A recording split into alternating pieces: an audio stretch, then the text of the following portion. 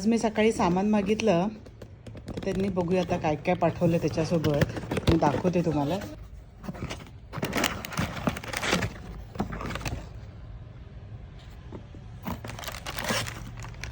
हे पाईप्स आहेत.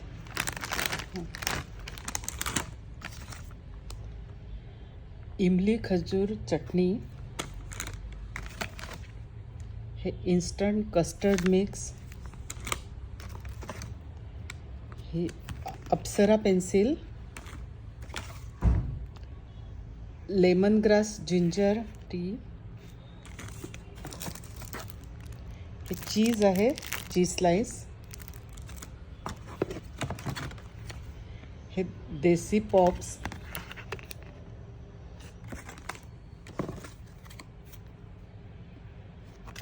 हे बँडेड आहे,